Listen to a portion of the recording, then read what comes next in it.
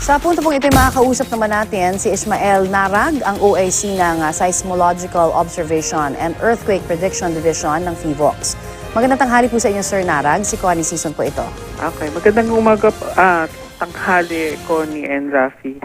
Magandang tanghali sa inyong lahat. Magandang tanghali rin po. Yung pong origin ng lindol ay tectonic. Tama po ba yan? Opo. So, Aling fault po ba yung gumalaw? Opo. So, ang ibig sabihin po ng tectonic nga ay nanggagaling yung lindol natin sa mga active faults or dun sa trenches. In this case po, inland yung ating earthquake at matatagpuan siya dun sa lugar ng malapit sa Zambales and Pampanga, ay dun sa lugar na yon.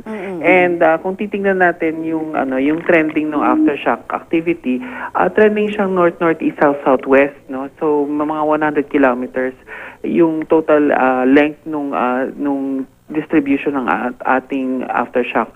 Normally, yung mga aftershock, lumilinya yan dun sa pinangyarihan na fault or yung gumalaw na fault. No? So with this, although nga yung lugar na pinangyarihan ng earthquake, wala po kaming nakamapa dun na active fault right now. We think na buried dun sa maraming deposit ng Pinatubo volcano nung nag-erupt ito, yung gumalaw na fault. Okay, so wala pala kayong, kumbaga hindi siya nakalista dun sa active fault na, oo. So panibago na naman ito. Opo, so most likely po yung heavily faulted naman talaga yung yung Pilipinas. Slowly we are building yung inventory of the active faults, and syempre may mga areas talaga na difficult i-map out yung terrain, yung mga lugar na underlay ng limestone, yung mga lugar na natambakan ng makakapal na deposits, tulad ng kung active yung channel ng river, or kaya ay ito nga, in this case po ay natabunan ito nung Pinatubo eruption deposit. Sunod-sunod ho yung naging paglindol din kahapon sa iba't ibang bansa, no? Tapos tayo ho, ang pinakamalakas nga. Marami nagsasabi na parang, of course, we cannot predict ang lindol, di ba? Paulit-ulit nating sinasabi yan. Pero yung big one, parati hong nasasabi yan. Pero malayo ito, magkaiba ito. Linawin ho natin magkaiba ho yung fault line na yan. Opo, tama kayo doon. So hindi po to related doon sa scenario natin for Metro Manila na nagmumula yung lindol dito sa Valley Fault System, specifically yung West Valley Fault. So marami kasing kumakalat na pwedeng matrigger daw yung Valley Fault, etc. Now looking at the trend, parang hindi nga to pwedeng sa sobrang layo ng fault. Hindi siya ganun nagta-transfer yung stress doon sa Valley Fault System. I see. Pero bakit mas malakas at mas parang naramdaman yung pinsala doon sa Pampanga kumpara mismo doon sa Castillejo, sa Zambales po? If you look at yung trending ng aftershock activity, halos covered na rin yung area ng pinangyarihan ng maraming pinsala, no? So ibig sabihin may sense of directivity rin yung paggalaw ng fault, no? So ibig sabihin nito towards the direction ng Porac, ng mga areas na heavily affected, yung paggalaw ng fault na pwedeng naging sanhi na mas malakas na pagyanig dun sa lugar na yun. So that's one explanation. Pangalawa rin, yung Porac area, yung area ng Pampanga where it is heavily damaged, malambot po yung lugar na yun. So kung yayanigin mo yun, mas mataas po yung level ng pagyanig dahil nga na-amplify ng thick sediments yung level ng ground shaking. So, sabihin parang habang mas lumalayo dun sa epicenter, mas lumalakas siya. Tapos nadagdagan pa ng factor na mas mahina yung pinaka-foundation ng kinatatuyuan. Opo. So, hindi well consolidated dahil nga mostly large, unconsolidated, isipin na lang po natin na yung bagong lagay na asukal dun sa garapon, pag yanigin natin to, di ba, slowly nagsasubside yung Ganun po yung nangyayari. So, dahil nga hindi masyadong, medyo buhaghag yung ating, yung lupa, yung level ng ground shaking mas na-amplify. Okay.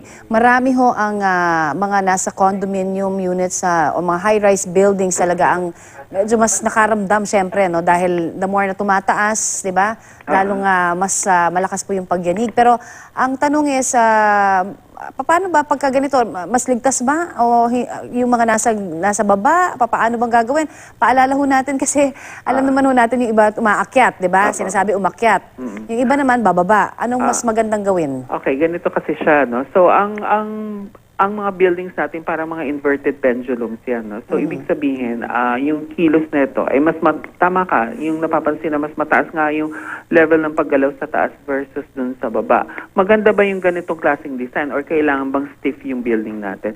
Through the years, sinasabi nga ng mga inhinyero, nagkaroon sila ng design concept na medyo flexible dapat ang galaw ng building natin and it would suffer less damages along structural members, meaning yung column at saka yung beams at saka yung connections nila.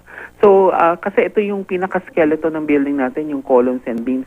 So, if we allow it to move more, may degree of flexibility, mas less yung damage na pwedeng ma-experience nito.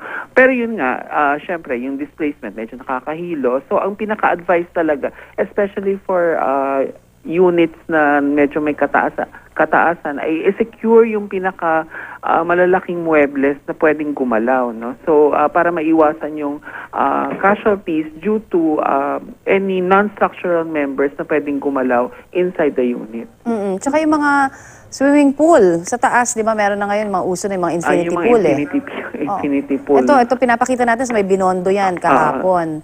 So yung mga ganong situation, syempre talagang aagos yung tubig kasi nga free flowing yung water at syempre umaagos pala yun, no? So pwede nga mangyari yun kasi nagwawash nagsisway yung ating pool and of course sometimes yung level ng displacement ay masyadong malaki, no? So usually displacement, yung maximum displacement ang pinaka-important factor ngayon for sloshing of liquids, no? Pero ang sinasabi nga ng iba talagang wag munang gagalaw kung saan man kayo naroon hanggang sa matapos yung pagyanig. Pero parang ang reaction na nakuha natin kahapon pa ang tagal. So parang lahat parang inaantay matapos pero parang in their minds parang nagpapanik na rin.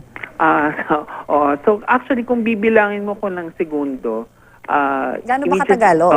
So actually less than 10 minutes, 10 seconds lang yung less than 10 seconds lang yung extreme na ground shaking and yet people felt na nahihilo sila. Correct. So hindi naman ito yung pinaka-extreme ground shaking. When I say extreme ground shaking, yung hindi ka makatayo o kung gusto mong humakbang, feeling mo itutumba ka. Yun. Pero yung paggalaw medyo may katagalan nga. Pero yung mas mahabang hindi ka makatayo, hindi siya umabot ng 1 minuto. Ang feeling lang natin ay nahilo tayo at medyo kabado nga. So nga, importante nga sa mga tao na always participate in drills kasi tinuturo to sa drill na magstay ka for at least 1 minute dun sa kinalalagyan mo na safe, no, bago ka kikilos.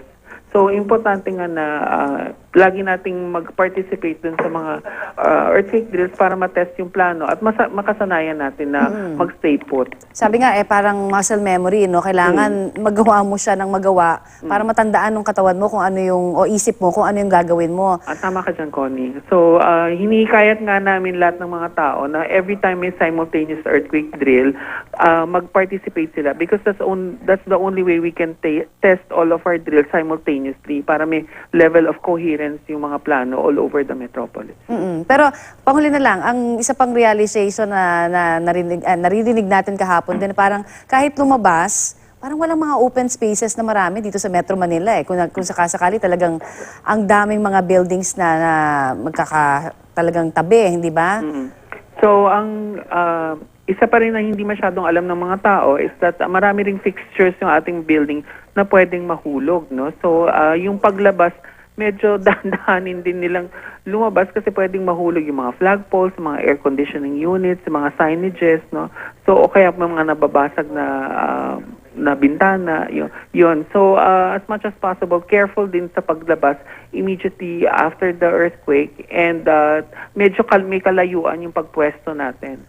I see. Okay, maraming salamat po sa inyong binigay sa aming oras dito po sa Balitang Hali. Thank you rin po. Yan po naman si Ishmael Narag, ang OIC ng Seismological Observation and Earthquake Prediction Division ng PHIVOX.